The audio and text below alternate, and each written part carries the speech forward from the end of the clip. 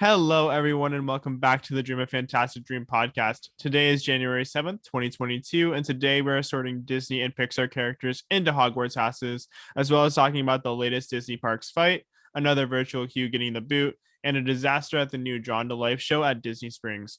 We are your hosts, Skylar Gifford, Armida Flores, Jared Covert, and our special guest, Grayson.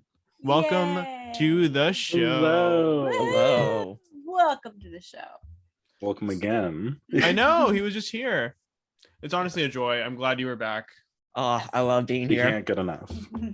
Aw. So, question of the day, since the first real year of Disney Plus's wraps, and Marvel has put out all of their amazing shows. So what was your ranking of all the Marvel shows that have come out this year, from What If, Falcon and the Winter Soldier, WandaVision, Loki, and now Hawkeye? I'll start. I feel like mine's pretty basic. Number one is gonna be WandaVision. Okay. Number two is Loki. Number three is What If. 4 is Falcon and the Winter Soldier, and I haven't watched Hawkeye yet, but Wow. yeah. Okay. Okay, Grayson, what are you thinking?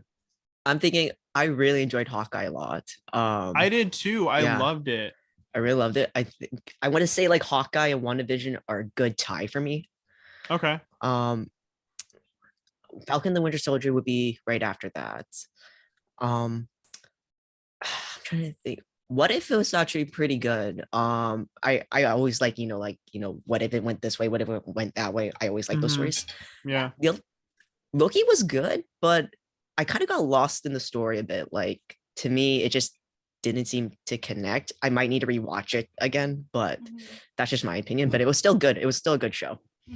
I think it has more ties to like multiverse and Doctor Strange and stuff like that, rather than the entire MCU, which is kind of, I get it. Yeah, I think if once Doctor Strange comes out, or like other TV shows and movies come out, it'll probably make sense along the way. But just like by itself, it's just a little confusing. Yeah. No, Armida. I'm gonna go ahead and do a little wild card. Falcon and the Winter Soldier was actually my number one favorite. Okay. I really loved it. And then I'm gonna move my number 2 to WandaVision.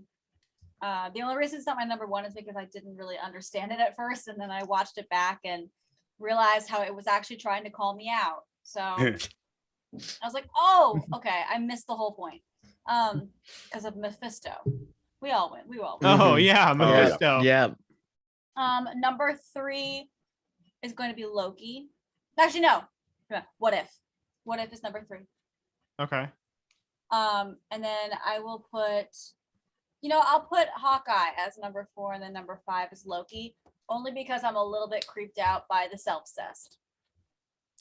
Yeah. That's fair. How he dated himself. Yeah. Okay. How he made out with himself. Yeah, I'm a little sus of that. But other than that, I thought Loki was really entertaining. I thought all of these were very gripping and like riveting. So that's not to say that any of them were bad. They were all really good. It creeped me out just a little bit. I'm gonna go Hawkeye for number 1. I love Hawkeye. Yes. I love Kate Bishop as a character. I really like what they did with Yelena. It didn't feel forced, which I was kind of worried about. It felt genuine to the character. Next, I'm gonna go WandaVision. I thought that was really good. The only issue I had was the ending. Maybe it was because I expected so much from it. And I was hoping for Doctor Strange. Let's see. I'm gonna go Loki for number 3. I thought it was really, really good. Then What If, and then Falcon and the Winter Soldier. Nice. All right, let's jump into some news, because there is a pretty good amount, and a lot of the stuff that you put on here actually is super relevant. So I'm gonna let you start. Yeah. I love me a good rhubarb. Love me a good tussle. And we got another one. A fight broke out between 2 families in the queue for Toy Story Mania in Disney's Hollywood Studios. Something's happening in the bourbon over there in Disney World, because the Living with the Land, the ferry boat, and now Hollywood and now Toy Story Mania, and this one looked probably the most intense. This is probably right under Toontown Tussle. I have a list of best fights based on how bad they were. Of course you this do. Is right That's under great. Toontown Tussle for me. I'm so sorry. These are real people, and I shouldn't be making jokes about this. But that one was pretty intense. There was a moment that I saw where that was pretty brutal, where like a woman walks up and literally like, instead of trying to break up the fight, she went and she punched the dude on the ground in the face. So Oh my God. I have no idea what went down there. A cast member, poor little cast member, was just standing there trying not to interfere and get in trouble, but was like, I don't know what to do. So my heart goes out to that cast member for sure. On the not fighty side of Disney, Although people could start a fight over this. they could. Let's Yeah. hope not. Cirque du Soleil's new show in Disney Springs, Drawn to Life, canceled their evening performance last night, just 30 minutes before the show started, due to unforeseen circumstances, and did not issue refunds for tickets that spanned from $85 to $300. That's fun. That's really wrong of Disney to Very do. wrong. Yeah. Yeah. At least give them another showtime. Like, Mhm. I was kind of thinking about this earlier, kind of make it like a fast pass. I know it's not really Disney, but like give them another day to come back and see it. Or like, I mean, I don't want to say issue the refunds because like that is a lot of people and that might be hard to do. But like give them an opportunity to either use that for something else or let them come back. Because that's such a high expense that you lost for nothing, which is really, really sad. Yeah. Mhm. Disney World Hotels, starting January 5th, presented guests with a massive discount on stays from March through July. After an hour, the website has an online queue for over 1 hour. So if you guys really want that and you're planning on going, definitely check it out now, because all the really, really high-end hotels are getting massive discounts, Yeah, it's especially like for annual pass holders and DVC members. It's basically $100 off of one night. So you could get up to $500 off for a 5-night stay. And then Ooh. for the deluxe ones, yeah, it's pretty neat. And then you have, I think, a $40 off of the mid-tier ones, and then $20 off of the lowest tier ones. Okay. So Okay. nice little That's discount. still a good I'll take discount. it. Yeah. Hey, everything's broken. Come stay with us because now it's cheap. Mhm. Try not to get in a fight. Ooh. New Disney World 50th anniversary People Mover Funko Pops and Disney Parks Icons plushies are now available for pre-order. Woohoo! Ooh. Shopdisney.com. Go over there. Not sponsored. Wish we were. Yikes. The virtual queue for Remy's Ratatouille Adventure is no more. The ride has now gone to the traditional standby queue, meaning the virtual queue has no longer exist in the Disney World theme park, which is Actually, cool. in any Disney Mhm. parks, I think it's gone. Period. Like I think it's gone. Oh, so they took it out of Paris too. Okay. Nice. Okay. Mm. I'm surprised they have that in Paris though, because like it's been out for what, 7 years. Mm-hmm. So I don't know why they would have a virtual queue, but okay. And then lastly, we thought it was bad with Betty White, and now it's getting worse. Sidney Poitier passed away at the age of 94 last night in the Bahamas. Poitier is the first Black man to win an Oscar for Best Actor and was the very first Black movie star. He was a former member of the board of directors at Disney until 2003 and presented Julie Andrews with her Academy Award for Mary Poppins. So we have lost another big Disney face. So That's amazing. yeah, That's really cool. it's really, what a life, man. What a Yeah, life. that's a lot, honestly, to achieve. So it's really cool. I'm sad that he has passed. I'm sad when anyone passes away who's like Yeah. done a lot for something really, really special to a lot of people. So Yeah. yeah, my heart Yeah. goes out to his family. Yeah, my sister also loves Sidney Poitier, so she is currently cooped up in her room hugging a pillow. She's not very happy right now. Aw. Yeah. So before we get into it, I kind of want to go over Book of Boba Fett episode 2, because I know we had a lot of negative things to say about the first episode.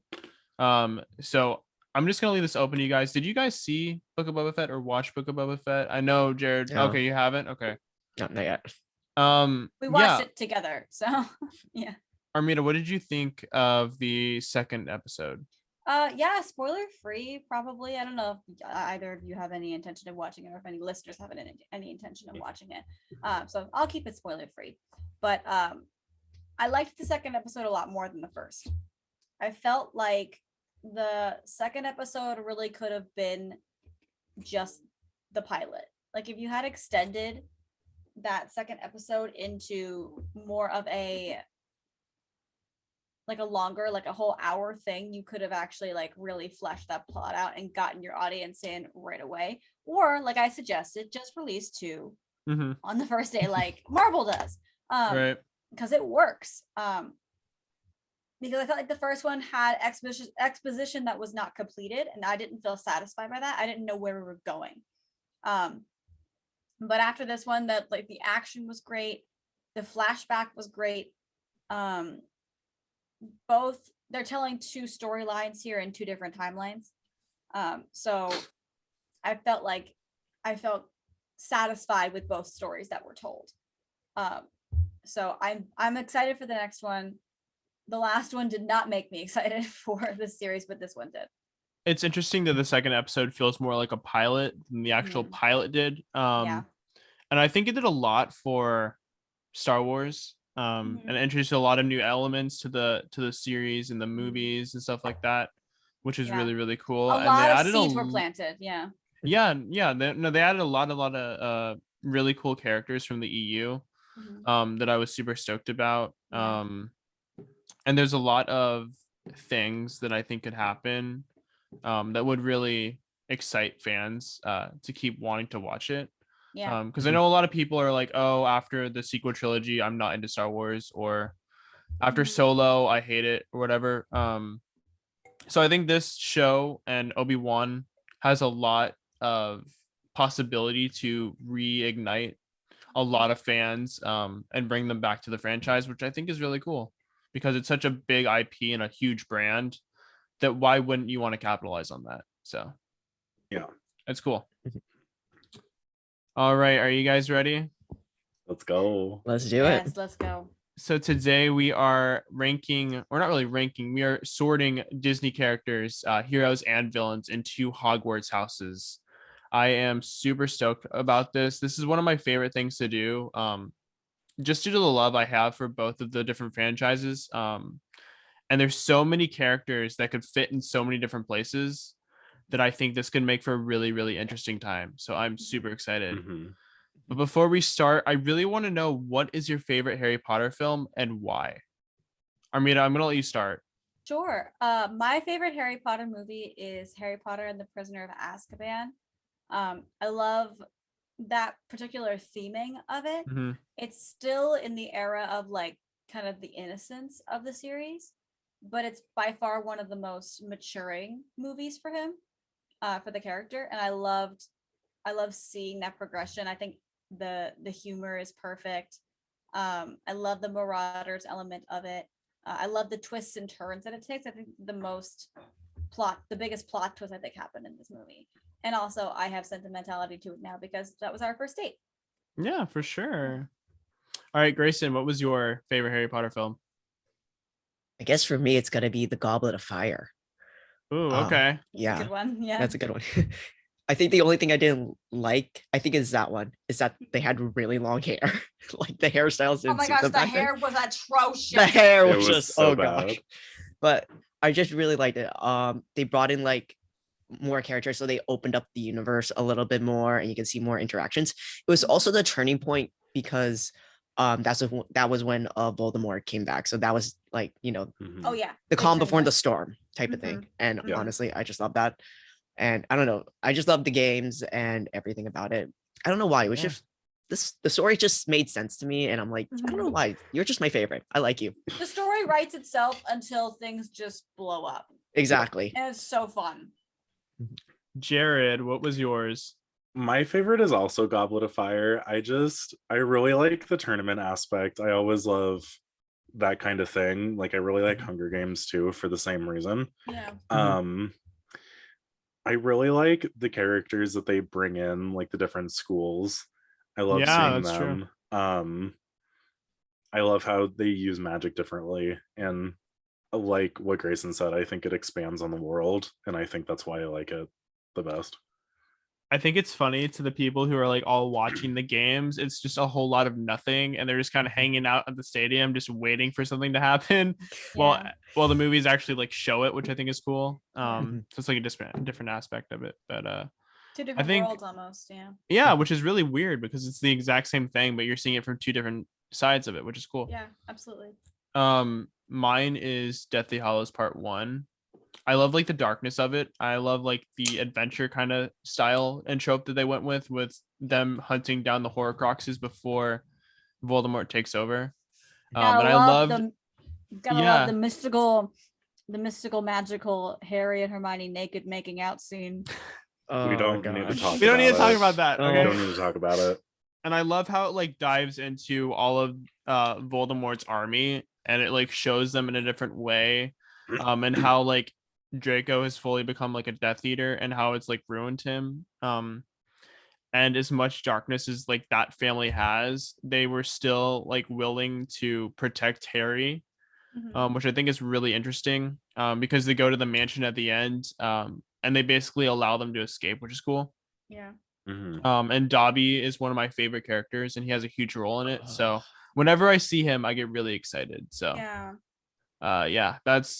I think it'll always be my favorite Harry Potter movie, just because it's so personal to Harry, Hermione, and Ron, that I think is a really special thing. So yeah.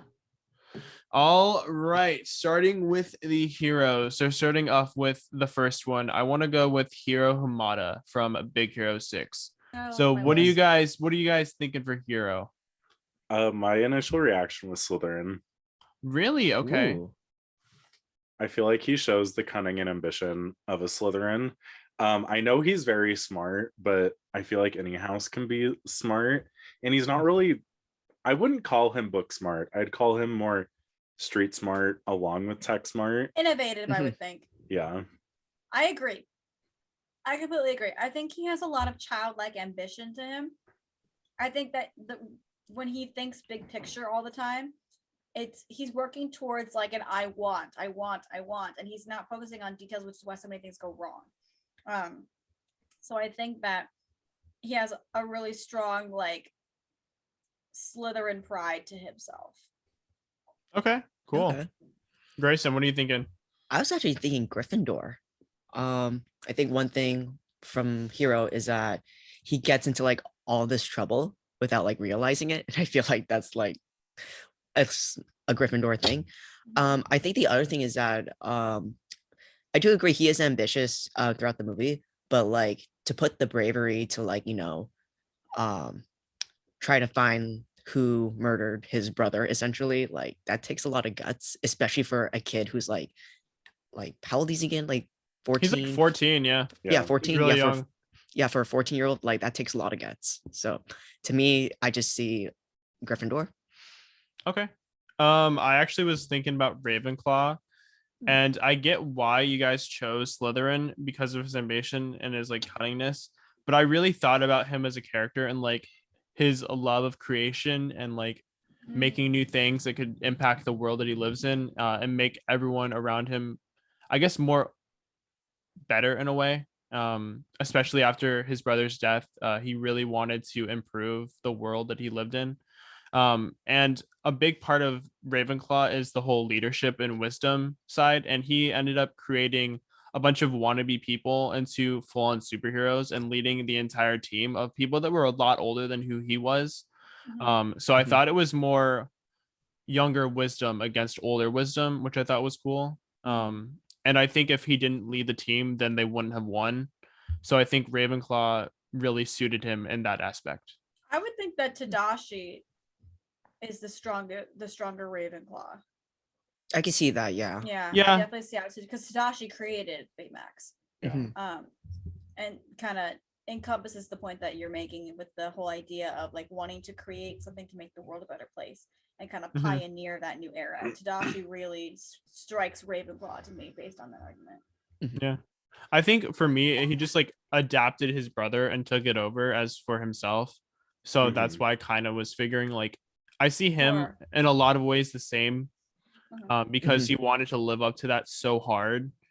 And he wanted to be exactly like his brother. And I think in a lot of ways it really showed that in the film. And he really became his brother in a way, which I thought was cool. All right, next up is the Beast from Beauty and the Beast. What are you guys Okay. thinking? Jared and I both smiled, so I think we did the same thing again. Okay. Armida, Okay. what were you gonna say? Hufflepuff. That's what I was gonna say. That's what I put, yeah. I was actually thinking Ravenclaw for a minute. Really? Really? Yeah. Well, here's the thing: is that like the way I see it is like I'm actually thinking like the live action aspect of it, because the one thing I Okay. liked Okay. about what they added with the live Oh. action was that he actually really is smart. He's really He's intelligent. well-read. Yeah, he's Yeah. well read. Mm. He's just really arrogant in a way, and I could see Yeah. like a Ravenclaw kind of like being like that if they're like if they get too much in their head. Yeah, So yeah. Okay. that's interesting. Mhm. I was thinking Hufflepuff because, I mean, yes, there is an aggressive side to him, and Mhm. but I don't think the Hufflepuffs are necessarily exempt from aggression. In fact, I believe that their aggression is so fueled by emotion that it is more intense and more gruesome than the aggression of other houses. And that's I would why I agree. think that the Beast really does that kind of rage and that kind of fear that spans from that in other people is like why I think that. But he's also very easily tamed. Like she literally took a cloth and she just patted the wound, and then we're moving into the next scene like he's fallen in love with her. Like that's very Hufflepuff to me. Maybe you are a Hufflepuff, babe. Maybe I could be. I was. Now that I've said that, I'm like, okay, wait a minute. I think really. it's- Oh, sorry, Jared. Go ahead. Oh, I think it's weird how each of the different versions of Beast are different, because I was kind of going based off the Broadway version of Beast, Yeah. Oh. who I very much see as a Hufflepuff. Not just because he can't read, but yeah. Mhm. I went with Hufflepuff just because of like he does have a lot of darkness in him, and he does like there's a really big wall that he puts on himself when he's around Belle in the beginning at least. And once he breaks through it, he's like super nice to her and like really genuine and truly cares about her and like her well-being over himself. And I think that's a really big trope about Hufflepuff is they're willing to die for the people that they care about. And he openly took a stabbing in front of her just to protect her from Gaston. So I think the love and the care that he had for her really was what progressed him as a character into Hufflepuff. Yeah, absolutely. I like that. Yeah. Aladdin. Yeah. I think this one was one of the harder ones for me because he Hard. fits so well into so many different places Mhm. that you really had to pick like a specific part of the film to really narrow it down. So Grayson, what did you choose for Aladdin? I do have to agree. This one was really tricky for me. Hard. I'm still deciding, honestly. Yeah. Ah, man. I was actually thinking of again Ravenclaw, but in terms of like originality. Okay. Okay. Yeah. Like he's just trying to do his own thing, like trying to live and survive. And he is street smart. He is very street smart. So I think Yeah. that takes most of that Mhm. quality. But yeah, I think he's not trying to like quote unquote change himself. Like Mhm. he does to impersonate, but he never really like change himself to like somebody. He was just, being himself, being Mhm. original. So yeah. Yeah. Okay, Jared. I put him in Gryffindor, actually. I think it's because he does have that street smarts, and he does come up with plans, but he has this attitude towards it of these are so foolproof, nothing can go wrong, and then it always goes wrong. Yeah. So I don't know. I don't have a very big argument for this one, but I just got I- Gryffindor. Just developed an entire argument that was different than what I wrote down. Oh, okay. Oh. I think he's a Slytherin, honestly, and not because he's a liar, That's what because I because I think that and I also have a reason for Hufflepuff as well, but I think the live action version of him is a Hufflepuff because he's so bad at lying that like he just can't do it. Right. But I was going back to what I think I said. I don't know if I said this on air or not, but I think that Slytherins and Hufflepuffs have this level of cynicism. And I do agree that like he does kind of think my plans are gonna go well. He's clever. He's a little bit arrogant, and but at the same time, like he looks at the world around him like nothing is gonna change. Mhm. He kind of like when he says like someday Abu we're gonna be rich. I don't think he genuinely means that. I think he's just like dreaming because he has no other choice. Like he just doesn't really see himself moving up or around from where he is. I And kind of 100% agree. Yeah. yeah, and when he's told he's going to become Sultan, the first thing that he thinks of is I can't do this. So I think that that level of cynicism does come through pretty strongly. It really, for me, it like has to do with the resourcefulness of who he is, That and too, like yes. like there's so many different aspects, especially in the live action one that I noticed, like how much he uses Abu to steal things and like get things from other people. And especially when he's in the Cave of Wonders, he was able to use everything around him to escape, especially with if he didn't have the lamp, then he probably would have been trapped. If he didn't have the carpet, he would have been screwed. But he's able to work with other people so well to get what he needs and to get out of situations that I think it's a really big part of who he is. Not only that, the determination of like his character and the longing to be loved and the desire to have more, and eventually to Jasmine. I think once he had everything, he was willing to give it up just to be with her. And that shows a lot of Slytherin and their, their desires and motivations to get what they want, but not in the way that they thought they would. And that has a lot of Harry Potter too. Like with Draco, like he wanted to impress his dad so much, but in reality, he just wanted to be loved. And that's kind of like how Aladdin is he wanted that, that sense of belonging, just not in the way that he thought he did. If that makes sense. Yeah, It totally. does, yeah. All right. Up next is Jack Skellington from Nightmare Before Christmas. Oh, that look just okay. Armina, what are you thinking? So sorry, I made a face. I'm excited about this one because this one was a no-brainer for me. Jack Skellington is a Ravenclaw. I 100% think that Jack Skellington is a Ravenclaw. He has that optimism that, once he finds something that he can get his hands on, he's like, I could do everything with this. And like he has this thirst and this desire to really just know more and to improve his own lifestyle. And not just that, but also the lifestyle of the people that are closest to him.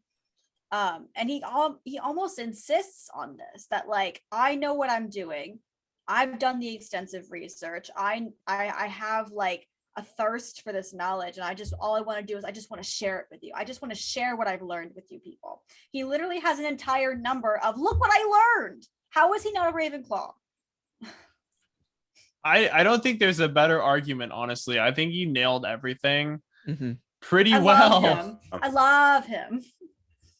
But I think with Jack Skellington is his character is very two-dimensional. And it doesn't really show that many sides of him other than Ravenclaw, which I think is really weird because like you'd think of Jack Skellington as like, super bombastic and a lot of the traits of Gryffindor. But I think once you like get into the second and the third act, it's really just him wanting that thirst of knowledge and wanting more, and using that wisdom to interact, like impact other people. Yeah. And I don't think he did it in a way that was supposedly like bad or like, wrong and like wanting to hurt people. But I think he did it because he thought he could do better. It just didn't work out the way he thought he would. But yeah, I don't think any other house other than Ravenclaw would have worked for him. Yeah. So is that Totally agree. unanimous? Really? Yeah. Oh, cool. Sweet. Nice. Alrighty, Mulan. Mulan. Mulan. I think this is also another one that could fit in a number of different houses. Oh, Jared, what are you thinking? I thought she was a textbook Slytherin. Really? Okay. To me, she has every aspect that like a good Slytherin would have. She's so incredibly smart. She's ambitious. She's cunning. She went to war for her father. Which is another trait of a Slytherin, is that if you're family to them, then they will die for you. And I think overall her tactics and her planning were amazing. She's one of the few Disney characters that I think that her plan was airtight until the avalanche scene. That's my Okay. argument. Armida.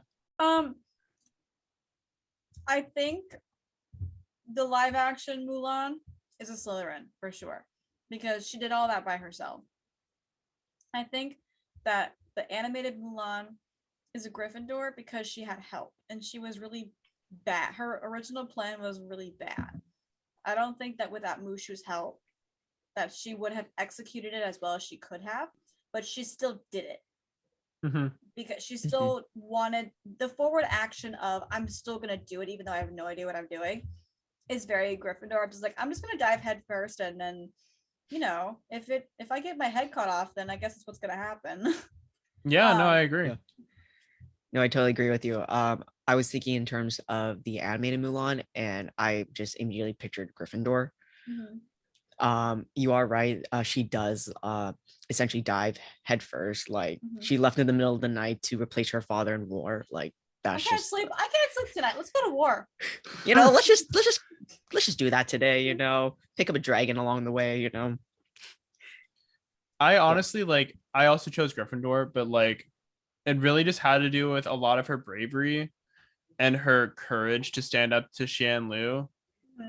I think that if it was her father in that situation, he would have died and it would have devastated her. So the fact that she took up the mantle and went to war to fight for him, it shows a lot of self bravery and self chivalry and courage that, it takes a lot to be able to do that. Especially when you don't have to. And the fact that she did it just shows what a true Gryffindor she is, and that she's not afraid to be a woman and to fight against an army, which I think again is insanely courageous and takes a huge amount of bravery, especially during that time, that many women I don't think would have. So it's just her character arc is insanely strong, and honestly, I truly believe she's one of the most powerful Disney characters of all time. So I do agree though that the live action Mulan is a Slytherin. I completely can see that, because the changes in that are that Mulan, I feel like when she goes to war, it's a little bit self-motivated. Mostly because I agree. I feel like it's just the slightest bit self-motivated, because she's a much more stern character, and I think that she would have known right away that I'm gonna go to war and I'm gonna prove myself. I think that was where I feel like that was her intention in the live action, and she was able to trick with such ease. She was very I clever in the don't way that see she that. navigated it by herself. I don't see that in the animated version at all. It Yeah. was more out of the fact that she wanted to do it for her family and to protect them, and it wasn't really self-motivated. It was more everyone around her expecting things from her, and her wanting to prove that it didn't matter that she was who she is. And I think that's the biggest part of her. I think it was interesting how there's a moment in the live action where she's in the tent and she kind of realizes wow, I just did a really good job of tricking everyone.